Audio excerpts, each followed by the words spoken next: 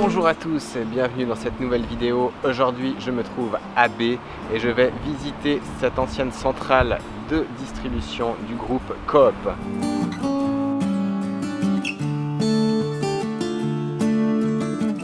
On va tout de suite rentrer dedans par l'endroit où se trouvaient les anciens bureaux. Ok, donc on va commencer par visiter ces anciens bureaux. Naturellement, tout est vide. Je pense que c'est des anciennes armoires ici.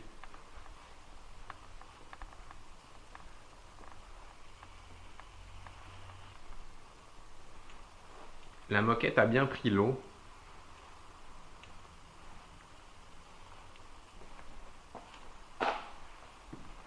Waouh!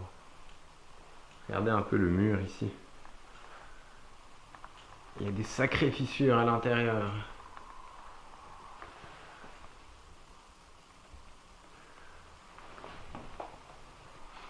Bon, naturellement, c'est des anciens bureaux, donc il n'y a rien d'extraordinaire à observer ici dedans. Alors, naturellement, il y avait des toilettes. Regardez un peu les traces qu'on trouve sur le sol.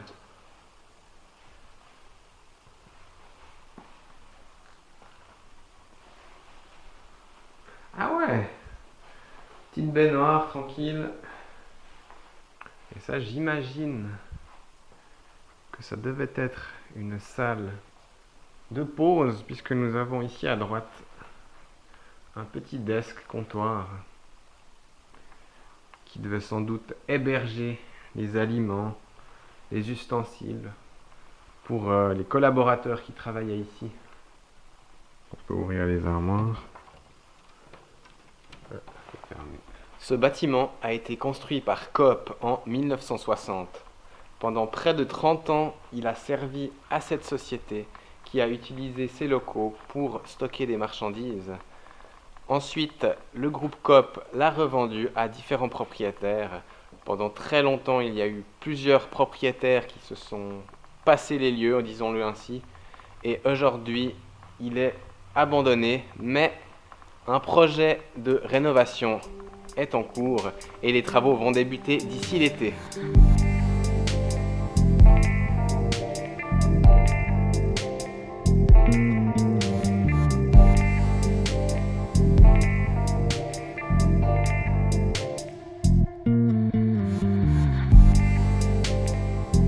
On a ici le petit bureau d'accueil avec la fenêtre et nous on va aller voir plus loin.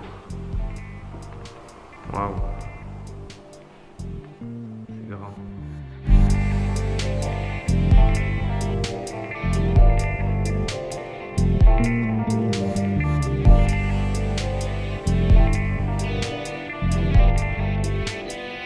Ce bâtiment était équipé de 3 quais de chargement. Il y en a un juste ici derrière moi qui était pour les camions. Toute cette partie dans laquelle je me trouve en ce moment est également raccordée au réseau ferroviaire par ces deux portes ici et là-bas. Alors on peut les regarder là-dedans.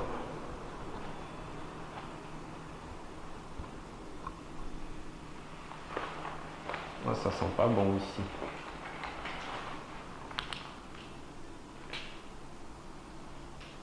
C'est un peu le dépôt. Il y a la machinerie. Regardez un peu. C'est la chaufferie, je pense.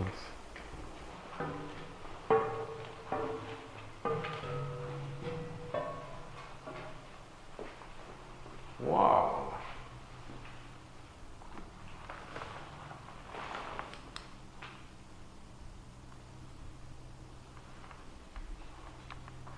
C'est super impressionnant comme machinerie.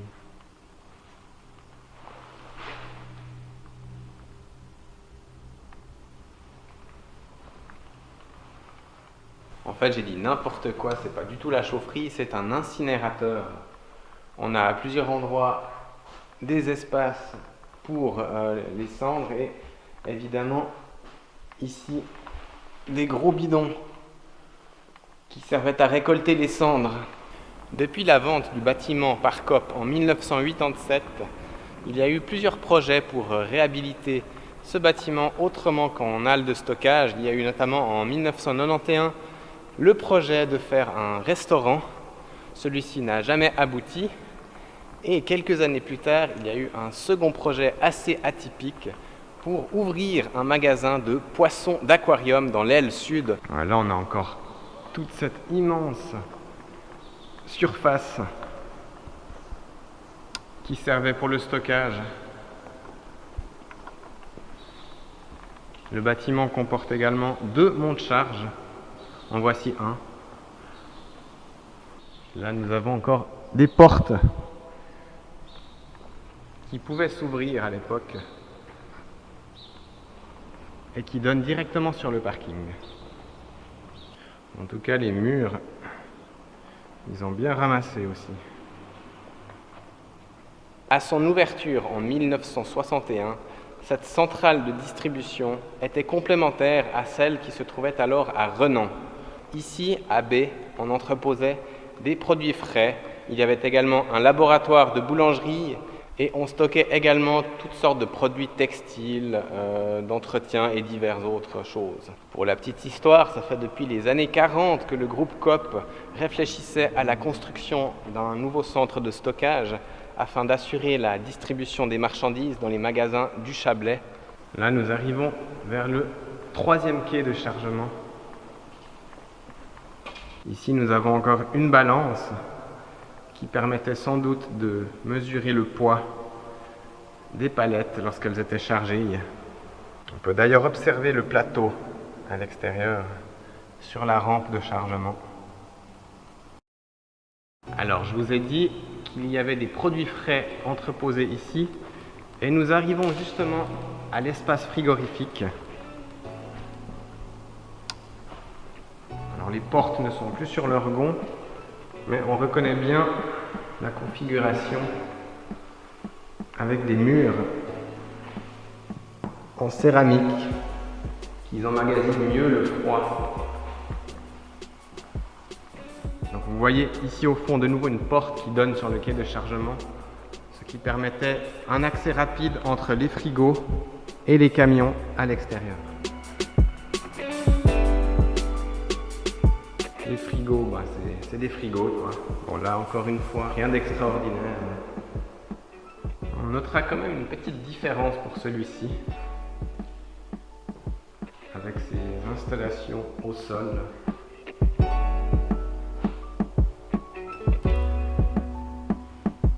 ne sais pas exactement qu'est-ce qui pouvait être stocké ici en particulier. Si vous avez une petite idée, mettez-le dans les commentaires. Voilà, donc derrière cette dernière porte, il y a vraisemblablement tout ce qui est de la machinerie pour les frigos, je suppose. Ici, c'est marqué congélateur, installation fruits et légumes. Et ici, nous avons les armoires électriques. Il y a vraisemblablement des éléments qui manquent. Là au-dessus, il y a un grand espace et il y a des tuyaux non raccordés. Alors je pense qu'il y avait quelque chose encore ici. Je ne connais pas exactement le fonctionnement d'un frigo. Tenez, là on retrouve encore ces portes caractéristiques des frigos avec une ouverture à l'extérieur et une à l'intérieur. Ce qui évite de rester enfermé par accident dans un des frigos. Expérience sans doute très désagréable. Ici, l'écologie a été mise en œuvre avant l'heure. Toutes les halles sont équipées de puits de lumière qui fournissent un bel éclairage naturel. Premier étage. Cafétéria, toilette, douche. Waouh!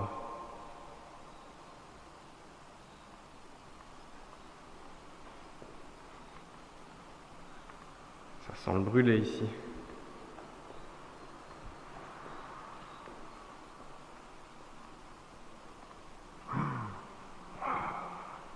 Regardez un peu cette surface.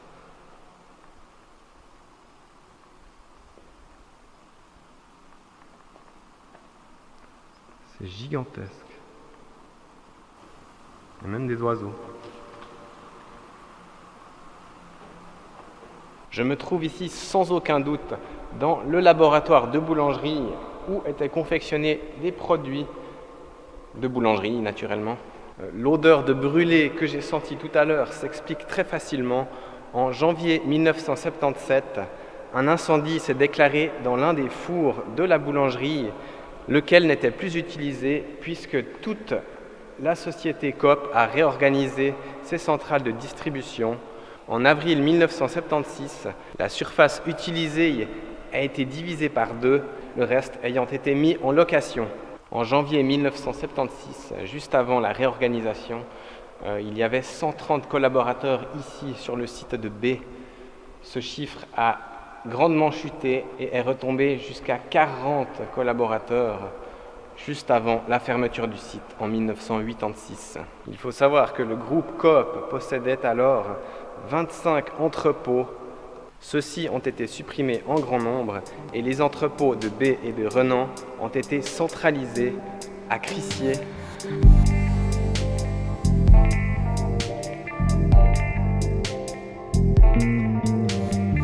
Alors, grâce à quelqu'un qui a travaillé dans ces locaux, je peux vous indiquer que cet espace ici servait à la préparation des pâtes. Et lorsque les préparations étaient prêtes à la cuisson, on passait de l'autre côté où on avait ici des fours industriels, c'est-à-dire des fours avec tapis roulant. Les produits entraient d'un côté, traversaient toute la lignée et ressortaient finis en bout de ligne. On aperçoit d'ailleurs encore au sol les traces là où se trouvaient les anciens fours qui ont naturellement été démontés. Tous ces produits descendaient ensuite grâce au monte-charge ici derrière moi jusqu'à l'étage où se faisait la distribution avec les camions.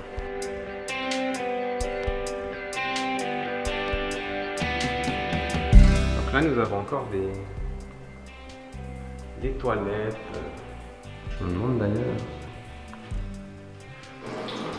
Ah, il y a même de l'eau. Génial. Ah. Un petit bonhomme. Ah, la petite cuisine pour les collaborateurs. Voilà. Du coup, s'il y a de l'eau,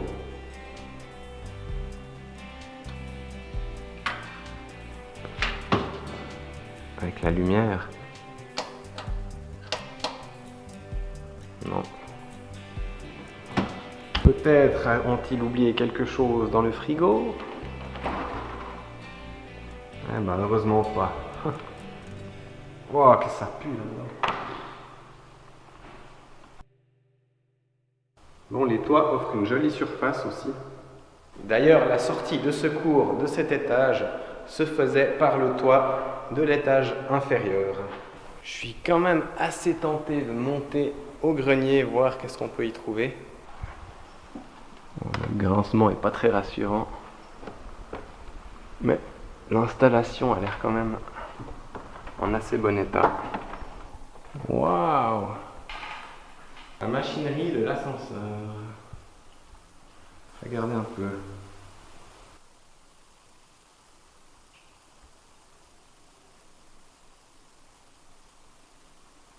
Bon, alors je vous propose qu'on aille maintenant au sous-sol. En tout cas, il y aura du boulot pour rénover tout ça. Parce que tout est vraiment dans un état assez effroyable. Donc là aussi, nous avons une belle surface de stockage, bien au frais, on peut dire. Il est vrai que le chauffage n'est pas activé, donc peut-être que c'était un espace aussi chauffé. Mais alors ici, ce qui est le plus intéressant, c'est ce qu'il y a là-dedans.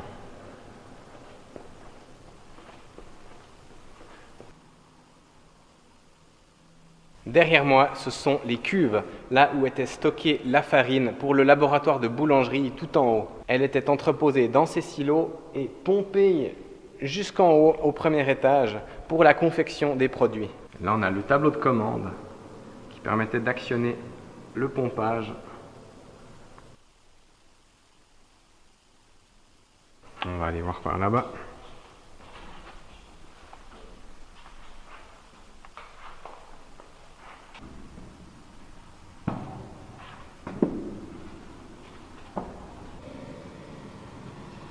C'est quand même super impressionnant ces cuves. Je me demande bien combien de kilos ça pouvait renfermer.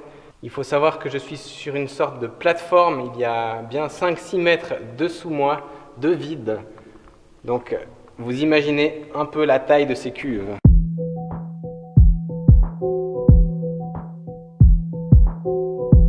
Tout ce qu'on a sur la passerelle ici, c'est des panneaux qui se sont décrochés du faux plafond.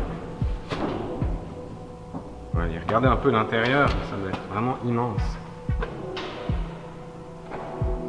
Oh. Bon, c'est tout vide, hein. Il n'y a rien d'extraordinaire. Si ce n'est qu'il y a un joli écho. Ah.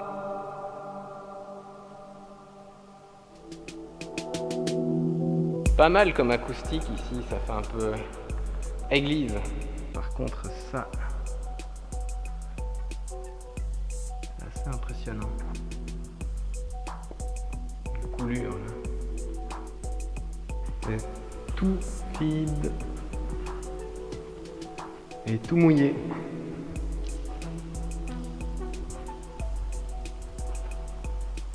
Et là, nous arrivons dans la partie vestiaire, là où se changeaient les collaborateurs.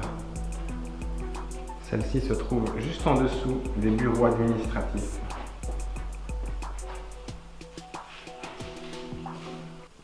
Encore des toilettes. Oh là là, regardez un peu l'état de ces urinoirs. Oh là là là là. Oh. Alors on a du parquet ici. Assez surprenant. Pour un sous-sol. Allez, voilà. Les vestiaires. Avec une espèce de fontaine à eau au milieu. C'est assez étonnant. Ici, je pense que c'est des douches. Bingo! On a encore des armoires électriques. Wow.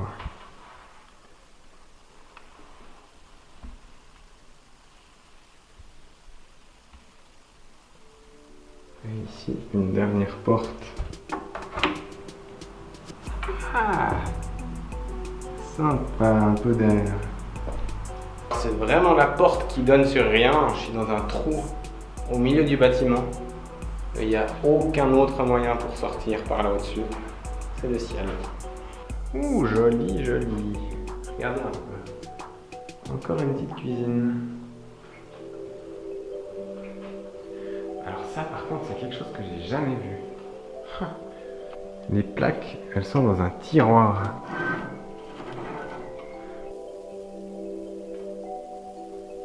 Donc l'idée, c'est d'aller observer l'ancienne chaufferie. C'est là derrière.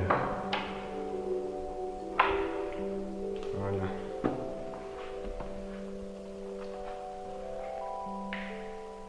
Voilà le brûleur ici, qui a été installé plus récemment, comparé à tout ce système de tuyauterie ici, qui est lui d'origine. Ouais. En tout cas, il y a une sacrée tuyauterie dans ce bâtiment. Purée. Waouh. Et là, nous avons un système de pompage. Et ça, sauf erreur, c'est un système de pompage hydraulique.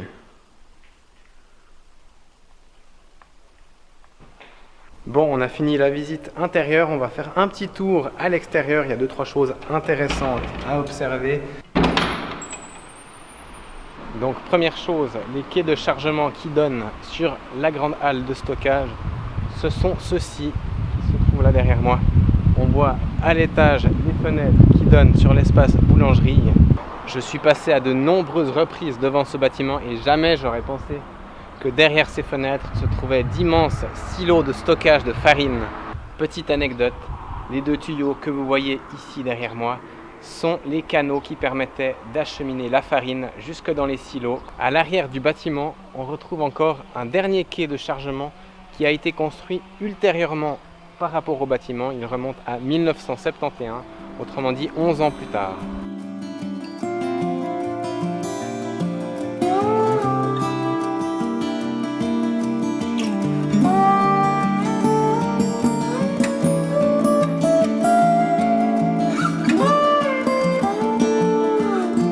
Comme je vous l'ai dit, ce bâtiment va être rénové. Les travaux vont commencer au mois de juillet et dès l'année prochaine, le bâtiment sera remis en location.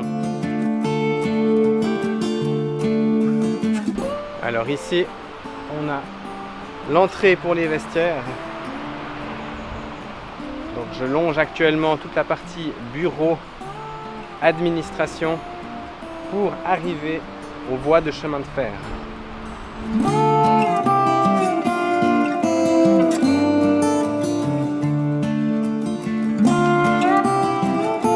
Cette exploration touche à sa fin. Merci d'avoir regardé la vidéo. Laissez-moi un petit commentaire pour me dire qu'est-ce que vous en avez pensé. Il ne me reste plus qu'à vous dire à tout bientôt pour de prochaines explorations et d'ici là, portez-vous bien. Ciao ciao!